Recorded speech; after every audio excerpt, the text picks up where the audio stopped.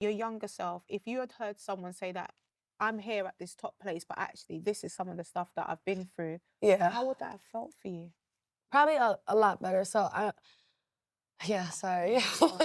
So, growing up, like, and my dad isn't a bad person. Like, I think my dad, and I commend my dad because he did a lot to be the man that he is today, a better person. So, sometimes, people are young, they have kids young. My mom had me at 22. My dad was 23, They were 24. very They were young. young. So I try not to, like, blame them, but it's like, it became a thing where it's learned behavior. So I was in an environment where I was starting to pick up, just learn behavior. So mom, mom and me, we started clashing, right? And I think like I had a lot of resentment because of that. And then uh my I wasn't really close with my mom's side of the family. My grandma, besides my grandma, my mom's mom was like my best friend.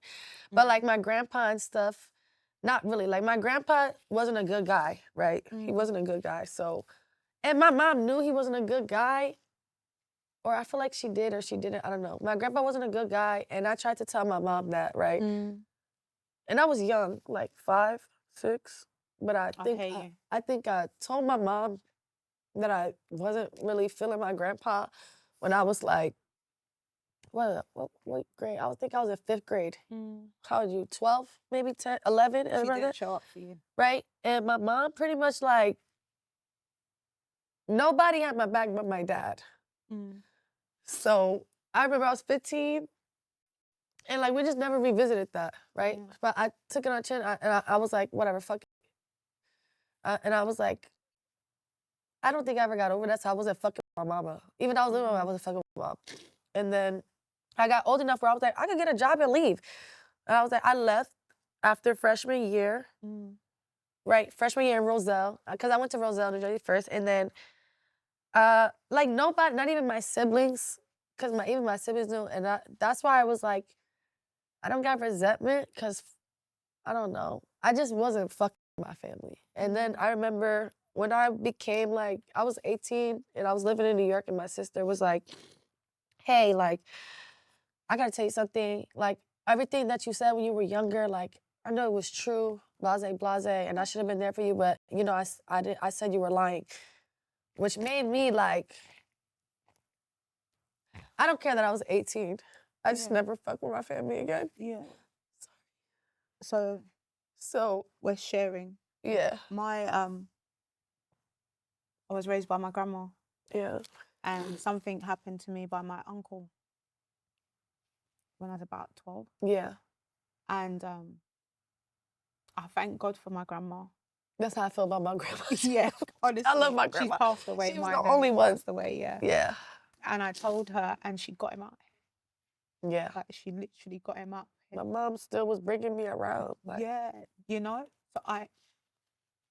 girl. I know, sorry. And I understood. But I just want to say that I hear you. Thank you. Yeah. I understood because I'm like, damn, I know my mom probably felt like weird, like that's her dad. Yeah. Like she probably couldn't believe it herself, or like didn't want to believe that her dad could be a bad person. Yeah. But I just felt like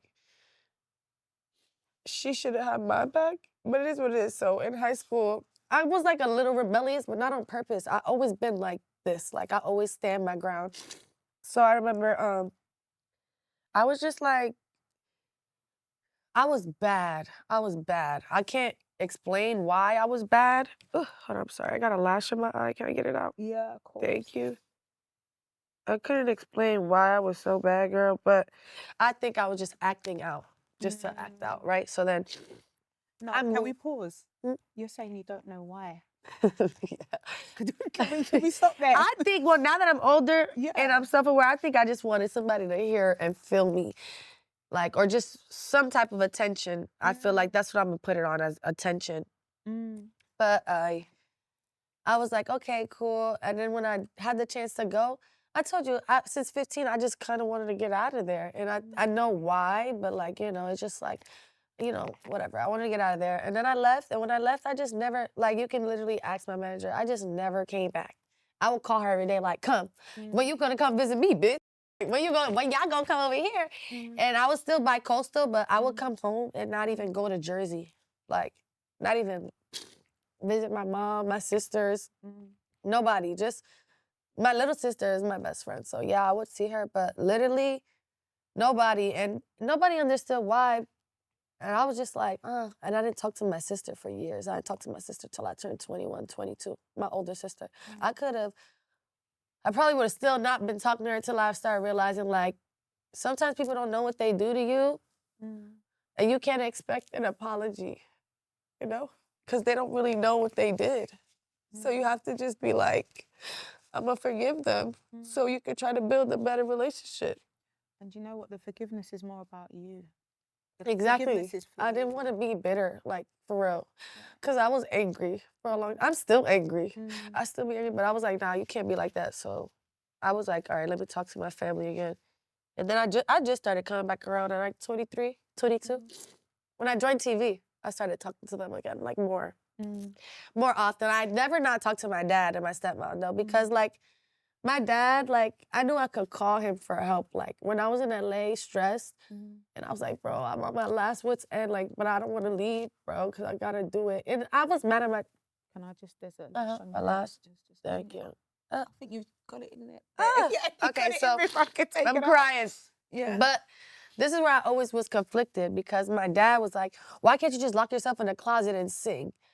And then my mom was like always supportive of my music. Like, so I'm gonna go back to like when I was like 8, when I started really being in charter school and I was in performing arts programs. I was doing music, theater, and dance.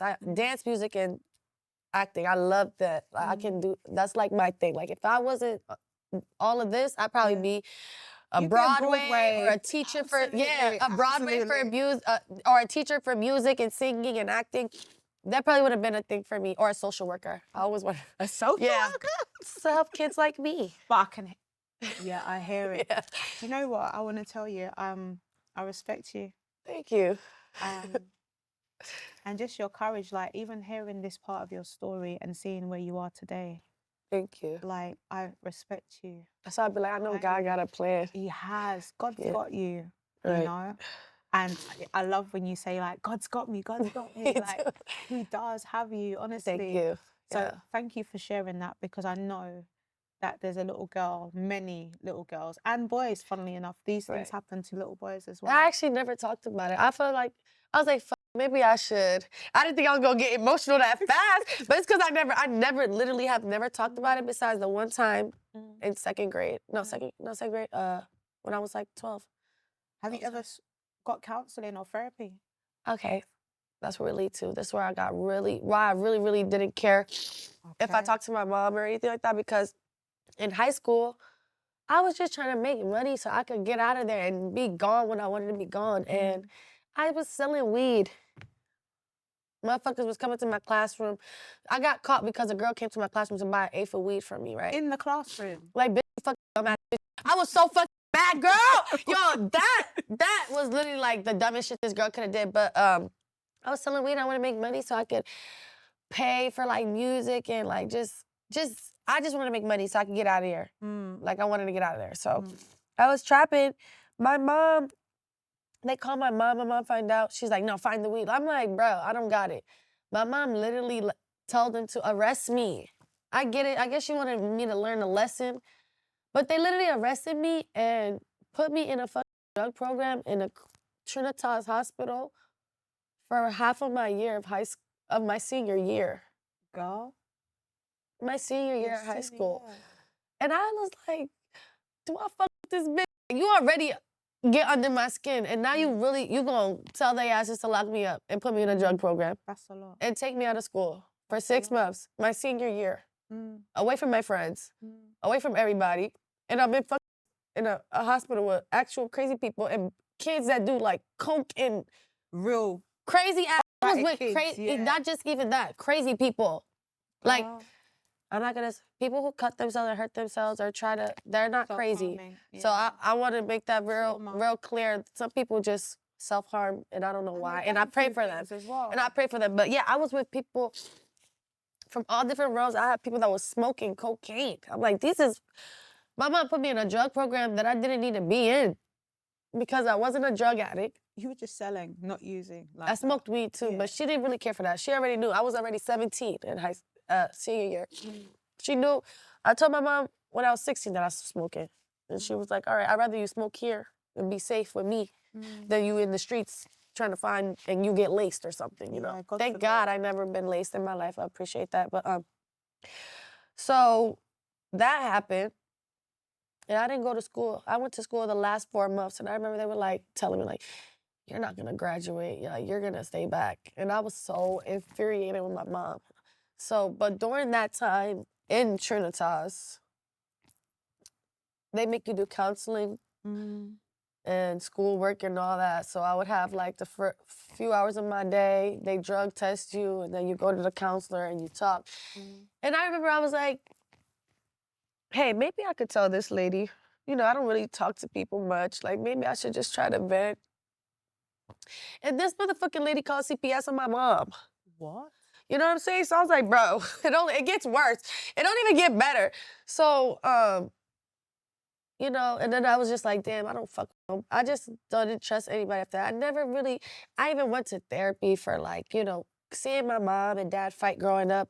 I went to counseling for domestic violence, kids in domestic violence, and I never even told her. And that was my most ever favorite therapist. Her name was Miss Amanda. Shout out to you, Miss Amanda. I don't know if you remember me, but you're Miss famous now. But actually, my counselor in Trinitas found me and DM'd me on Instagram and told me how proud they were of me and sent me a picture of me and my little gang in the hospital. I was like, oh, this is so crazy. And I had a little letter. I was like, love Lulu. Y'all never gonna see me again. And if y'all do, I'm gonna be in headlines. That was the last thing I ever wrote in our book. And he sent it to me and I was like, oh my God. I was crying because like, oh my God, people really, but they know me as Lulu, you guys. Yeah. Everybody knows me as Anna, but these people know me as Lulu. I'm like, oh my God, this is crazy. So I tried to talk to that counselor, but they felt like they was obligated to have to tell. And that's why I was like, all right, I ain't fucking this shit. I ain't never telling nobody my business ever again. And I just never spoke on it ever again up until today. You've got a powerful story, you know, Anna. Thank you. Honestly, you should mentor. I wanted to be that. Yeah, I was like, mentor. You still can. I low-key feel like I can fit it in my schedule. Yeah, but you know, once things maybe slow down a little bit, you can take on some mentoring because like your journey's so powerful. Yeah, it get deeper than that, but we on surface. We just got time.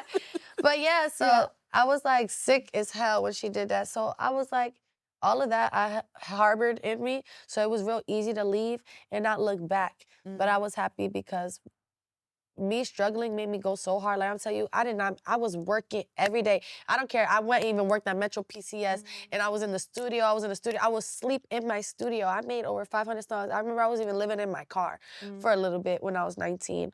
I was living in the studio. My friend A-Rod, shout out to A-Rod, I love you.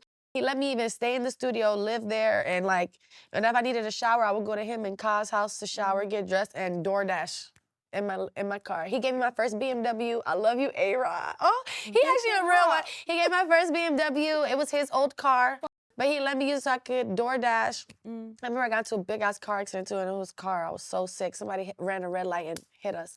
But I won the case. But, yeah, I was like, the damage just do car. I don't got no money. He giving me free studio time. Like, I was so stressed out.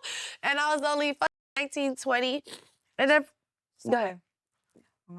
Oh, okay. But yeah. Girl, so anyway, you got into baddies. Yes, that's what I was leading to. Baddie shot a clock. Yes, baddie shot a clock, girl. Yeah.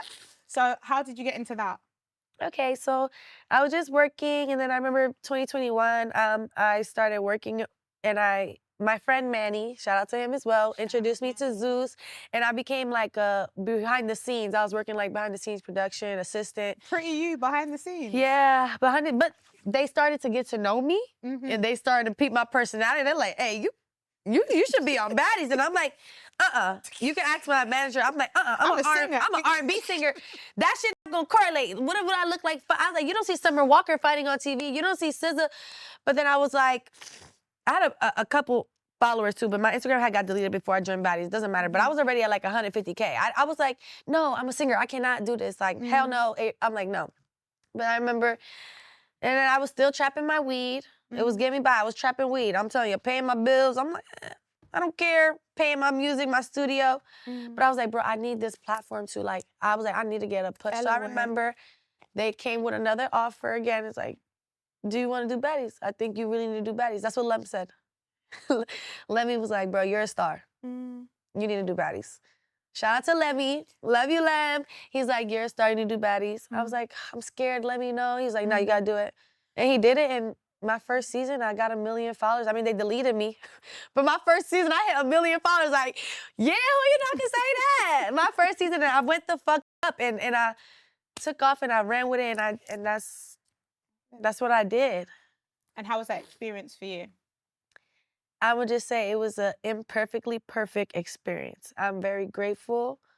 I learned a lot. It put me in a place, in a position that I wasn't before.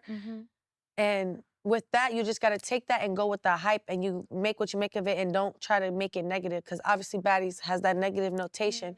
But I knew, like, once people come on my page, they're going to see who I really am. I made the best of my Baddies experience. I made it where it's like, oh, people aren't just thinking like, oh, she's just going to fight. We don't want her here. Like, well, I was the only baddie invited to the BET Awards personally from BET, like, and I'd be in this room and that room because like I tried to steer a different narrative of myself. I want people to know who I really am, but it became hard because people started forgetting that I'm a singer because I'm on Baddies.